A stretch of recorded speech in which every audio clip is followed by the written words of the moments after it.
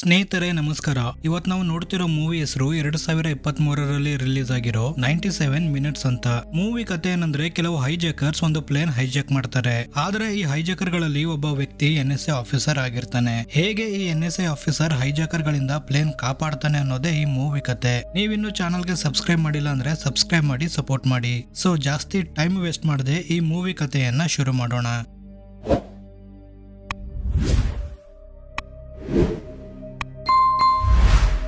Movie ಆರಂಭದಲ್ಲಿ ಓಷಿಯಾನಾ 420 ಅನ್ನೋ ಒಂದು ಪ್ಯಾಸೆಂಜರ್ ಪ್ಲೇನ್ ಕ್ಯಾಲಿಫೋರ್ನಿಯಾದಿಂದ ನ್ಯೂಯಾರ್ಕ್ ಸಿಟಿಗೆ ಹೋಗ್ತಾ ಇರುತ್ತೆ. ಟರ್ಬುಲೆನ್ಸ್ ಜಾಸ್ತಿ ಆಗಿರೋದ್ರಿಂದ ATC ಇಂದ ಕಾಂಟ್ಯಾಕ್ಟ್ ಮಾಡಿ ಟರ್ಬುಲೆನ್ಸ್ ಜಾಸ್ತಿ ಇದೆ, ನೀವು ಪ್ಲೇನ್ ತುಂಬಾ ಆರಾಮಾಗಿ ಹಾರಿಸಿ, ನಿಮ್ಮ ಪ್ಲೇನ್ ಅಲ್ಲಿ ಫ್ಯೂಯಲ್ ಎಷ್ಟಿದೆ ಅಂತ ಕೇಳಿದಾಗ ಪೈಲಟ್ ಹೇಳ್ತಾನೆ 97 ಮಿನಿಟ್ಸ್ ವರೆಗೂ ಹಾರುವಷ್ಟು ಫ್ಯೂಯಲ್ ಇದೆ ಅಂತ. ಹೀಗೆ ಗಗನ ಸಖಿಯರು ಪ್ರಯಾಣಿಕರಿಗೆ ರಿಫ್ರೆಶ್ಮೆಂಟ್ ಕೊಡ್ತಾ ಇರಬೇಕಾದ್ರೆ ಒಬ್ಬ ಹೈಜಾಕರ್ 3D ಪ್ರಿಂಟೆಡ್ ಗನ್ ತಗೊಂಡು ಒಬ್ಬ ಪೈಲಟ್ ಗೆ ಶೂಟ್ ಮಾಡ್ತಾನೆ. ಈ ಸೌಂಡ್ ಕೇಳಿ ಅದೇ ಪ್ಲೇನ್ ಅಲ್ಲಿ ಇದ್ದಂತ ಒಬ್ಳು ಲೇಡಿ ಆಫೀಸರ್ ತನ್ನ ಗನ್ ತಗೊಂಡು ಮುಂದೆ ಬರಬೇಕಾದ್ರೆ ಇನ್ನೊಬ್ಬ ಹೈಜಾಕರ್ ಹಿಂದೆಯಿಂದ ಬಂದು ಆ ಲೇಡಿ ಆಫೀಸರ್ ಗೆ ಶೂಟ್ ಮಾಡ್ತಾನೆ. ಹೀಗೆ ಈ ಹೈಜಾಕರ್ ಗಳು ಪೈಲಟ್ ಗಳನ್ನ ಶೂಟ್ ಮಾಡಿ ಇಡೀ ಪ್ಲೇನ್ ತಮ್ಮ ಕಂಟ್ರೋಲ್ ಗೆ ತಗೋತಾರೆ. ಆದ್ರೆ ಈ ಹೈಜಾಕರ್ಸ್ ಗೆ ಪ್ಲೇನ್ ಹಾರಿಸೋಕೆ ಬರೋದಿಲ್ಲ, ಕೇವಲ ಬೇಸಿಕ್ಸ್ ಮಾತ್ರ ಗೊತ್ತಿರುತ್ತೆ. ಅದು ಅಲ್ಲದೆ ಈ ಪ್ಲೇನ್ ಅಲ್ಲಿ ಕೇವಲ 97 ಮಿನಿಟ್ಸ್ ಗೆ ಸಾಕಾಗುವಷ್ಟೇ ಫ್ಯೂಯಲ್ ಇರುತ್ತೆ. On other side NSA security officer ಟಾಯಿನ್ ಗೆ ತೋರಿಸ್ತಾರೆ. ಸುಮಾರು 6 ಸರಿ ಅಪ್ಲೈ ಮಾಡಿರೋ ಪ್ರಮೋಷನಲ್ ಲೆಟರ್ ನೋಡ್ತಾ ಇರಬೇಕಾದ್ರೆ ಪ್ಲೇನ್ ಹೈಜಾಕ್ ಆಗಿರೋ ಬಗ್ಗೆ ಇನ್ಫಾರ್ಮೇಶನ್ ಕೊಡ್ತಾರೆ. ಈ ಕೇಸ್ ತುಂಬಾನೇ ಸೆನ್ಸಿಟಿವ್ ಆಗಿರೋದ್ರಿಂದ ಹಾಕಿನ್ಸ್ ಅನ್ನೋ ಆಫೀಸರ್ ಗೆ ಈ ಕೇಸ್ ಇನ್ಚಾರ್ಜ್ ಮಾಡ್ತಾರೆ. ಇಲ್ಲಿ ಹಾಕಿನ್ಸ್ ಮತ್ತೆ ಟಾಯಿನ್ ಗೆ ಒಂಚೂರು ಆಗ್ಬರಲ್ಲ ಅನ್ನೋ ವಿಚಾರ ಕೂಡ ಗೊತ್ತಾಗುತ್ತೆ. ಆದ್ರೆ ಇದೊಂದು ತುಂಬಾನೇ ಗಂಭೀರವಾದ ಸ್ಥಿತಿ ಆಗಿರೋದ್ರಿಂದ ಇಬ್ರು ಜೊತೆಯಾಗಿ ಕೆಲಸ ಮಾಡ್ತಾರೆ. ಅಲೆಕ್ಸ್ ಅನ್ನೋ ಒಬ್ಬ ಇಂಟರ್ಪೋಲ್ ಆಫೀಸರ್ ಈ ಹೈಜಾಕರ್ ಗಳ ಜೊತೆ ಸೇರ್ಕೊಂಡಿರ್ತಾನೆ. ಈ ವಿಷಯ ಟಾಯಿನ್ ಗೆ ಗೊತ್ತಿದ್ರು ಕೂಡ ಹಾಕಿನ್ಸ್ ಗೆ ಹೇಳೋದಿಲ್ಲ. ಈ ಮಧ್ಯ ಇವರಿಗೆ ಗೊತ್ತಾಗುತ್ತೆ ಆ ಆತಂಕಿಗಳ ಯಾವುದೇ ಡಿಮಾಂಡ್ಸ್ ಇಲ್ಲ, ಆದ್ರೆ ಆ ಪ್ಲೇನ್ ನ್ಯೂಯಾರ್ಕ್ ಸಿಟಿ ಮೇಲೆ ಕ್ರಾಶ್ ಮಾಡಬೇಕು ಅನ್ನೋದೇ ಉದ್ದೇಶ ಆಗಿದೆ ಅಂತ. ಪ್ಲೇನ್ ಅಲ್ಲಿ ಟರ್ಬುಲೆನ್ಸ್ ಆಗಿರೋದ್ರಿಂದ ಅಲೆಕ್ಸ್ ಬಿದ್ದು ಪ್ರಜ್ಞೆ ತಪ್ಪಿರ್ತಾನೆ. ನಂತರ ಪ್ರಜ್ಞೆ ಬಂದ್ಮೇಲೆ ಎದ್ದು ತನ್ನ ಸ್ಯಾಟಲೈಟ್ ಇಯರ್ಫೋನ್ ಹಾಕೊಂಡು ಕಾಕ್ಪಿಟ್ ಕಡೆ ಬರ್ತಾ ಇರಬೇಕಾದ್ರೆ ಸ್ಯಾಮ್ ಅನ್ನೋ ಹುಡುಗ ತನ್ನ ತಂದೆಯನ್ನ ಹುಡುಕ್ತಾ ಇರ್ತಾನೆ. ಬೇಸಿಕಲಿ ಸ್ಯಾಮ್ ಒಬ್ಬ ಪೈಲಟ್ ನ ಮಗನಾಗಿರ್ತಾನೆ. ಪೈಲಟ್ ಗೆ ಬುಲೆಟ್ ಬಿದ್ದಿರೋದ್ರಿಂದ ಸಾಯುವಂತ ಸ್ಥಿತಿಯಲ್ಲಿದ್ದಾಗ ಅಲೆಕ್ಸ್ ಕ್ಯಾಬಿನ್ ಗೆ ಬಂದು ಒಬ್ಬ ವ್ಯಕ್ತಿಗೆ ಹೇಳ್ತಾನೆ, ಈ ಪ್ಲೇನ್ ಅಲ್ಲಿ ಯಾರಾದ್ರೂ ಡಾಕ್ಟರ್ ಅಥವಾ ನರ್ಸ್ ಇದ್ರೆ ಕರ್ಕೊಂಡ್ ಬಾ, ಪೈಲಟ್ ಗೆ ಗುಂಡು ಬಿದ್ದಿದೆ ಅಂತ. ಅದಕ್ಕೆ ಆ ವ್ಯಕ್ತಿ ಕಿಮ್ ಅನ್ನೋ ಒಬ್ಳು ನರ್ಸ್ ಗೆ ಕರ್ಕೊಂಡ್ ಬಂದಾಗ ಅವಳು ಪೈಲಟ್ ನ ಕಾಪಾಡೋಕೆ ತುಂಬಾನೇ ಪ್ರಯತ್ನ ಮಾಡ್ತಾಳೆ. ನೀರ್ ತರಬೇಕು ಅಂತ ಹೊರಗಡೆ ಹೋಗ್ತಾ ಇರಬೇಕಾದ್ರೆ ಓರ್ಕ್ ಅನ್ನೋ ಇನ್ನೊಬ್ಬ ಆತಂಕಿ ಬಂದು ಕಿಮ್ ನ ತಡಿತಾನೆ. ಆಗ ಅಲೆಕ್ಸ್ ನಮ್ಗೆ ಪೈಲಟ್ ನ ಅವಶ್ಯಕತೆ ಬೀಳುತ್ತೆ ಅಂತ ಹೇಳಿದಾಗ ಓರ್ಕ ಅಲ್ಲಿಂದ ಹೋಗ್ತಾನೆ.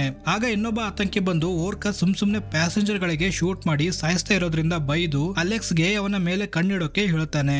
ಈ ಕಡೆ ಹೆಡ್ ಕ್ವಾರ್ಟರ್ ಅಲ್ಲಿ ಹಾಕಿನ್ ಆರ್ಡರ್ ಮಾಡ್ತಾನೆ, ಈ ಫ್ಲೈಟ್ ಬಗ್ಗೆ ನಂಗೆ ಸಂಪೂರ್ಣ ಮಾಹಿತಿ ಬೇಕು. ಟೇಕ್ ಆಫ್ ಆಗೋ ಮುಂಚೆ ಎಲ್ಲೆಲ್ಲಿ ಲ್ಯಾಂಡ್ ಆಗಿತ್ತು, ಯಾವ ಪೈಲಟ್ ಗಳು ಈ ಫ್ಲೈಟ್ ನ ಹಾರಿಸಿದ್ರು, ಏನೇನು ವಸ್ತುಗಳನ್ನ ಈ ಫ್ಲೈಟ್ ಅಲ್ಲಿ ಲೋಡ್ ಮಾಡಿದ್ರು, ಇಲ್ಲ ಅಂದ್ರೆ ಕೋಡ್ ಆರೆಂಜ್ ಅಪ್ಲೈ ಮಾಡಬೇಕಾಗುತ್ತೆ ಅಂತ.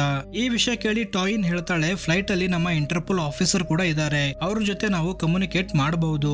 ಅದಕ್ಕೆ ಹಾಕಿನ್ಸ್ ನ್ಯೂಯಾರ್ಕ್ ಸಿಟಿ ಮತ್ತೆ ಇಲ್ಲಿನ ಜನಗಳನ್ನ ಕಾಪಾಡೋಕೆ ಕೆಲವು ಜನರನ್ನ ಬಲಿ ಕೊಡೋದ್ರಲ್ಲಿ ತಪ್ಪೇನಿಲ್ಲ ಅಂತ ಹೇಳ್ತಾನೆ. ಆಗ 3 F-22 ಫೈಟರ್ ಜೆಟ್ಸ್ ಆ ಪ್ಲೇನ್ ನ ಮಿಡ್ ಏರ್ ಅಲ್ಲೇ ಬ್ಲಾಸ್ಟ್ ಮಾಡಬೇಕು ಅಂತ ಟೇಕ್ ಆಫ್ ಆಗ್ತವೆ. ಫ್ಲೈಟ್ ಅಲ್ಲಿ ಅಲೆಕ್ಸ್ ಆತಂಕಿಗಳ ಜೊತೆ ಸೇರಿದಾನೆ ಅಂತ ಗೊತ್ತಾಗಿ ಕಿಮ್ ನಾನು ಸಹಾಯ ಮಾಡಲ್ಲ ಅಂತ ಹೇಳ್ತಾಳೆ. ಅದಕ್ಕೆ ಅಲೆಕ್ಸ್ ಅವಳನ್ನ ರೆಸ್ಟ್ ರೂಮ್ ಗೆ ಕರ್ಕೊಂಡು ಹೋಗಿ ತನ್ನ ಕಿವಿಯಲ್ಲಿದ್ದಂತ ಸ್ಯಾಟಲೈಟ್ ಇಯರ್ಫೋನ್ ತೋರಿಸಿ, ನಾನೊಬ್ಬ ಇಂಟರ್ಪೋಲ್ ಆಫೀಸರ್, ಈ ಡಿವೈಸ್ ಇಂದ ನಾನು ಹೆಡ್ ಕ್ವಾರ್ಟರ್ ಗೆ ಕಮ್ಯುನಿಕೇಟ್ ಮಾಡ್ತಾ ಇದ್ದೀನಿ ಅಂತ ಹೇಳಿದಾಗ ಹೊರಗಡೆಯಿಂದ ಒಬ್ಬ ಆತಂಕಿ ಈ ಮಾತನ್ನ ಕೇಳಿಸ್ಕೊಂಡು ಅಲೆಕ್ಸ್ ಗೆ ಸಾಯಿಸಬೇಕು ಅಂತಾನೆ. ಆದ್ರೆ ಅಲೆಕ್ಸ್ ಆ ಆತಂಕಿನ ಸಾಯಿಸಿ ಒಂದು ಸ್ಟೋರೇಜ್ ಅಲ್ಲಿ ಬಚ್ಚಿಡ್ತಾನೆ. ನಂತರ ಇಬ್ರು ಪೈಲಟ್ ಹತ್ರ ಬಂದಾಗ ಕಿಮ್ ಸ್ಯಾಮ್ ಗೆ ಹೇಳ್ತಾಳೆ, ಏನು ಆಗಲ್ಲ, ನಿಮ್ಮ ತಂದೆನ ಕಾಪಾಡ್ತೀವಿ ಅಂತ. ಅದೇ ಸಮಯಕ್ಕೆ ಪ್ಲೇನ್ ಒಳಗಡೆ ಪ್ರೆಷರ್ ಜಾಸ್ತಿ ಆಗಿ ವಿಂಡೋ ಗ್ಲಾಸ್ ಎಲ್ಲ ಡ್ಯಾಮೇಜ್ ಆಗ್ತವೆ, ಜೊತೆಗೆ ಒಳಗಡೆ ಇದ್ದಂತ ವ್ಯಕ್ತಿಗಳಿಗೂ ತೊಂದರೆಗಳು ಶುರು ಆಗ್ತವೆ. ಆಗ ಅಲೆಕ್ಸ್ ಆನನ್ ಹತ್ರ ಬಂದಾಗ ಆನನ್ ಹೇಳ್ತಾನೆ, ಪ್ಲೇನ್ ಅಲ್ಲಿ ಪ್ರೆಷರ್ 15 PSI ಆಗಿದೆ, ನಾರ್ಮಲಿ ಈ ಪ್ರೆಷರ್ 9 PSI ಇರಬೇಕು, ಶೂಟ್ ಮಾಡ್ಬೇಕಾದ್ರೆ ಯಾವ್ದೋ ಒಂದು ಬುಲೆಟ್ ಇಂದ ಹೋಲ್ ಆಗಿದೆ, ಅದು ಅಲ್ಲದೆ ನಾವು ಈಗ 30,000 ಅಡಿ ಮೇಲೆ ಇದ್ದೀವಿ, ಈ ಪ್ರೆಷರ್ ಹೀಗೆ ಜಾಸ್ತಿ ಆದ್ರೆ ಪ್ಲೇನ್ ಎಕ್ಸ್ಪ್ಲೋಡ್ ಆಗೋದಂತೂ ಗ್ಯಾರಂಟಿ. ಆಗ ಅಲೆಕ್ಸ್ ಹೊರಗಡೆ ಬಂದು ಕಿಮ್ ಗೆ ಹೇಳ್ತಾನೆ, ನಾವು ಪೈಲಟ್ ಗೆ ಹೇಗಾದ್ರೂ ಮಾಡಿ ಕಾಪಾಡ್ಲೇಬೇಕು, ಇಲ್ಲ ಅಂದ್ರೆ ಕೆಲವೇ ನಿಮಿಷಗಳಲ್ಲಿ ನಾವ್ ಯಾರು ಕೂಡ ಜೀವಂತವಾಗಿರಲ್ಲ. ಅದಕ್ಕೆ ಕಿಮ್ ಅಲೆಕ್ಸ್ ಗೆ ಈ ಫ್ಲೈಟ್ ಅಲ್ಲಿ ಯಾರ್ಯಾರ ಹತ್ರ ಟ್ಯಾಬ್ಲೆಟ್ಸ್ ಮೆಡಿಸಿನ್ಸ್ ಇದಾವೆ ಕಲೆಕ್ಟ್ ಮಾಡಿ ಅಂತ ಹೇಳಿದಾಗ ಅಲೆಕ್ಸ್ ಕೂಡ ಪ್ಯಾಸೆಂಜರ್ ಹತ್ರ ಇದ್ದಂತ ಎಲ್ಲ ಟ್ಯಾಬ್ಲೆಟ್ಸ್ ಮತ್ತೆ ಮೆಡಿಸಿನ್ಸ್ ಕಲೆಕ್ಟ್ ಮಾಡ್ತಾನೆ. ಆದ್ರೆ ಈ ಟ್ಯಾಬ್ಲೆಟ್ಸ್ ಮತ್ತೆ ಮೆಡಿಸಿನ್ಸ್ ಯಾವ ಕೆಲ್ಸಕ್ಕೂ ಬರಲ್ಲ. ಆಗ ಕಿಮ್ ಪೈಲಟ್ ಗೆ 2 ಮೆಡ್ ಶಾಟ್ ಕೊಡ್ತಾಳೆ, ಆದ್ರೆ ಯಾವ ಪ್ರಯೋಜನ ಆಗೋದಿಲ್ಲ.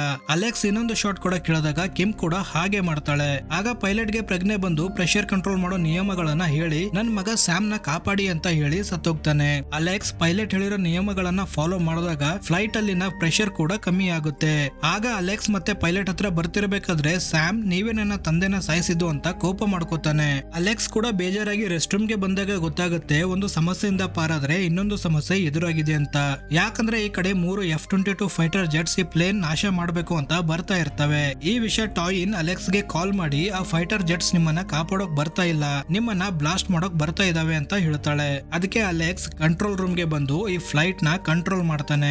ಆಗ ಒಂದು ಫೈಟರ್ ಜೆಟ್ ಈ ಪ್ಲೇನ್ ಮೇಲೆ ಒಂದು ಮಿಸೈಲ್ ಲಾಂಚ್ ಮಾಡಿದಾಗ ಅಲೆಕ್ಸ್ ಈ ಫ್ಲೈಟ್ ನ ಟಿಲ್ಟ್ ಮಾಡಿ ಆ ಮಿಸೈಲ್ ಇಂದ ಕಾಪಾಡ್ತಾನೆ. ಆದ್ರೆ ಇನ್ನೊಂದು ಮಿಸೈಲ್ ಲಾಂಚ್ ಮಾಡಿದಾಗ ಆ ಮಿಸೈಲ್ ಬೇರೆ ಪ್ಲೇನ್ ಗೆ ತಾಗಿ ಬ್ಲಾಸ್ಟ್ ಆಗುತ್ತೆ. ಈ ಬ್ಲಾಸ್ಟ್ ಇಂದ ಬಂದಂತ ಸ್ಕ್ರಾಪ್ ಇಂದ 2 ಫೈಟರ್ ಜೆಟ್ಸ್ ಕ್ರಾಶ್ ಆಗ್ತವೆ. ಜೊತೆಗೆ ಓಶಿಯಾನಾ 420 ಪ್ಲೇನ್ ಕೂಡ ಡ್ಯಾಮೇಜ್ ಆಗುತ್ತೆ. ಈ ಇನ್ಸಿಡೆಂಟ್ ನೋಡಿ ಟಾಯಿನ್ ಹಾಕಿನ್ಸ್ ಗೆ ಹೇಳ್ತಾಳೆ ನೀವು ಇನ್ನೋಸೆಂಟ್ ಜನಗಳ ಪ್ರಾಣ ತೆಗೆಯೋದು ಬಿಟ್ಬಿಡಿ. ಅದಕ್ಕೆ ಹಾಕಿನ್ಸ್ ಇಲ್ಲ, ನಾನು ನ್ಯೂಯಾರ್ಕ್ ಸಿಟಿ ನಾಶ ಆಗೋಕೆ ಬಿಡೋದಿಲ್ಲ ಅಂತ ಹೇಳ್ತಾನೆ. ಈ ಸಿಚುವೇಶನ್ ತುಂಬಾನೇ ಗಂಭೀರವಾಗಿದೆ ಅಂತ ಇವರೆಲ್ಲರಿಗೂ ಗೊತ್ತು. ಆದ್ರೆ ಇವರು ಅನ್ಕೊಂಡಿರೋದಕ್ಕಿಂತ ತುಂಬಾನೇ ಗಂಭೀರ ಪರಿಸ್ಥಿತಿ ಆಗಿರುತ್ತೆ. ಯಾಕಂದ್ರೆ ಈ ಪ್ಲೇನ್ ಅಲ್ಲಿ ಒಂದು ನ್ಯೂಕ್ಲಿಯರ್ ವೆಪನ್ ಕೂಡ ಇರುತ್ತೆ. ಈ ನ್ಯೂಕ್ಲಿಯರ್ ವೆಪನ್ ನ್ಯೂಯಾರ್ಕ್ ಮೇಲೆ ಬ್ಲಾಸ್ಟ್ ಮಾಡಿದ್ರೆ USA ಮತ್ತೆ ರಷ್ಯಾ ಮಧ್ಯೆ ಯುದ್ಧ ಶುರು ಆಗುತ್ತೆ. ಈ ಯುದ್ಧದಿಂದ 2 ದೇಶಗಳು ನಾಶ ಆದ್ರೆ ಈ ಪ್ರಪಂಚ ತುಂಬಾನೇ ಪೀಸ್ಫುಲ್ ಆಗಿರುತ್ತೆ ಅಂತ ಆ ನ್ಯೂಕ್ಲಿಯರ್ ವೆಪನ್ ಆಕ್ಟಿವೇಟ್ ಮಾಡ್ತಾರೆ. ಈ ಕಡೆ ಹೆಡ್ ಕ್ವಾರ್ಟರ್ ಅಲ್ಲೂ ಗೊತ್ತಾಗುತ್ತೆ ಈ ಪ್ಲೇನ್ ಅಲ್ಲಿ ಒಂದು ನ್ಯೂಕ್ಲಿಯರ್ ವೆಪನ್ ಇದೆ ಅಂತ.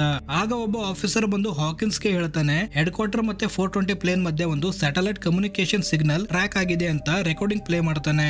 ಆಗ ಹಾಕಿನ್ಸ್ ಟಾಯಿನ್ ಗೆ ಕರೆದು ಬೈಯಕ್ ಶುರು ಮಾಡ್ತಾನೆ. ನಿನ್ನಿಂದಾನೇ ಬೇರೆ ಪ್ಯಾಸೆಂಜರ್ ಪ್ಲೇನ್ ಬ್ಲಾಸ್ಟ್ ಆಗಿದ್ದು, ನೀನು ಸುಮಾರು 5 ಸರಿ ನನ್ನ ಪೋಸ್ಟ್ ತಗೊಳಕ್ಕೆ ಅಂತ ಪ್ರಯತ್ನ ಮಾಡಿದೀಯಾ, ಆದ್ರೂ ನಿಂಗೆ ಸಿಗ್ಲಿಲ್ಲ. ಯಾಕಂದ್ರೆ ನಾನು ಆದೇಶಗಳನ್ನ ಫಾಲೋ ಮಾಡ್ತೀನಿ, ಆದ್ರೆ ನೀನು ನಿನ್ನ ಮನಸ್ಸಿಗೆ ಏನ್ ಅನ್ಸುತ್ತೋ ಅದೇ ಮಾಡ್ತೀಯಾ. ಅದಕ್ಕೆ ನಿಂಗೆ ನನ್ನ ಪೋಸ್ಟ್ ಇಂದ ರಿಜೆಕ್ಟ್ ಮಾಡಿದ್ದಾರೆ. ಈ ಕಡೆ ಪ್ಲೇನ್ ಅಲ್ಲಿರೋ ಪ್ಯಾಸೆಂಜರ್ ಗಳಿಗೂ ಗೊತ್ತಾಗುತ್ತೆ ಸರ್ಕಾರ ಇವರನ್ನ ಕಾಪಾಡೋಕ್ ಬರಲ್ಲ, ಬದಲಿಗೆ ಇವರನ್ನ ಸಾಯಿಸೋ ಪ್ರಯತ್ನ ಮಾಡಿದೆ ಅಂತ. ಆಗ ಒಬ್ಬ ಪ್ಯಾಸೆಂಜರ್ ಅಲೆಕ್ಸ್ ಮೇಲೆ ಅಟ್ಯಾಕ್ ಮಾಡಿದಾಗ ಅವನನ್ನ ಸೀಟ್ ಹತ್ರ ಕೂಡ್ಸೋಕೆ ಅಂತ ತಗೊಂಡ್ ಹೋಗ್ಬೇಕಾದ್ರೆ ಓರ್ಕ ಎದುರುಗಡೆ ಬರ್ತಾನೆ. ಆಗ ಅಲೆಕ್ಸ್ ಪ್ರೂವ್ ಮಾಡೋಕೆ ಅಂತ ಆ ವ್ಯಕ್ತಿಯನ್ನ ಸಾಯಿಸ್ತಾನೆ. ಪ್ಲೇನ್ ಅಲ್ಲಿ ಸ್ಥಿತಿ ತುಂಬಾನೇ ಗಂಭೀರವಾಗಿರುತ್ತೆ.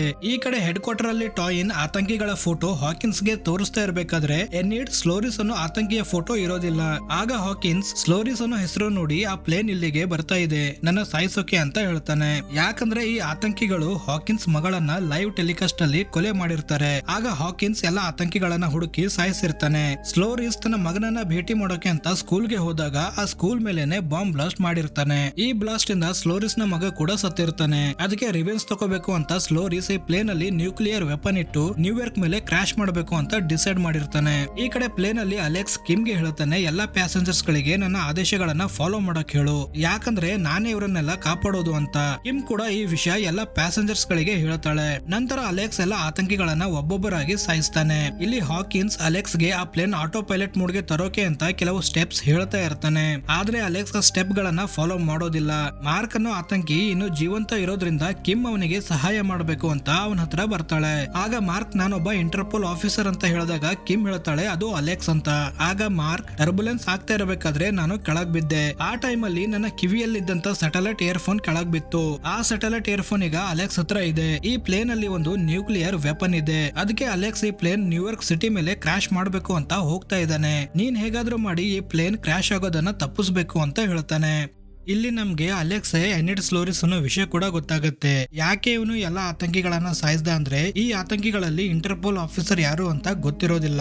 ಈ ಕಾರಣಕ್ಕೇನೆ ಎಲ್ಲಾ ಆತಂಕಿಗಳನ್ನ ಸಾಯಿಸಿರ್ತಾನೆ.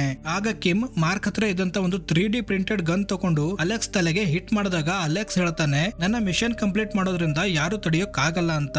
ಆಗ ಕಿಮ್ ಅಲೆಕ್ಸ್ ಗೆ ಶೂಟ್ ಮಾಡಿ ಹೆಡ್ ಕ್ವಾರ್ಟರ್ ಗೆ ಕಾಂಟ್ಯಾಕ್ಟ್ ಮಾಡ್ತಾಳೆ. ಹಾಕಿನ್ಸ್ ಆ ಪ್ಲೇನ್ ಹೇಗೆ ಆಟೋ ಪೈಲಟ್ ಮೋಡ್ ಗೆ ಹಾಕ್ಬೇಕು ಅಂತ ಹೇಳ್ತಾ ಇರಬೇಕಾದ್ರೆ ಅಲೆಕ್ಸ್ ಮತ್ತೆ ಎದ್ದು ಕಾಕ್ಪಿಟ್ ಒಳಗೆ ಬರ್ತಾನೆ. ಸ್ಯಾಮ್ ನ ನೋಡಿ ತನ್ನ ಮಗ ನೆನಪಾಗಿರೋದ್ರಿಂದ ಈ ಪ್ಲೇನ್ ಸೇಫ್ ಆಗಿ ಲ್ಯಾಂಡ್ ಮಾಡಬೇಕು ಅಂತ ಡಿಸೈಡ್ ಮಾಡ್ತಾನೆ. ನಂತರ ಆಟೋ ಪೈಲಟ್ ಮೋಡ್ ಡಿಸೇಬಲ್ ಮಾಡಿ ಮ್ಯಾನ್ಯುವಲಿ ಕಂಟ್ರೋಲ್ ಮಾಡೋಕೆ ಹೆಲ್ಪ್ ಮಾಡ್ತಾನೆ. ಯಾಕಂದ್ರೆ ಆಟೋ ಪೈಲಟ್ ಮೋಡ್ ಅಲ್ಲಿ ಪ್ಲೇನ್ ಲ್ಯಾಂಡ್ ಮಾಡೋಕ್ ಆಗೋದಿಲ್ಲ. ಹೊರಗಡೆ ಒಂದು ಫೈಟರ್ ಜೆಟ್ ಕೂಡ ಈ ಪ್ಲೇನ್ ಗೆ ಫಾಲೋ ಮಾಡ್ತಾ ಇರುತ್ತೆ. ಏನಾದ್ರೂ ಹೆಚ್ಚು ಕಮ್ಮಿ ಆದ್ರೆ ಈ ಪ್ಲೇನ್ ಮಿಡ್ ಏರ್ ಅಲ್ಲೇ ಬ್ಲಾಸ್ಟ್ ಮಾಡಬೇಕು ಅಂತ.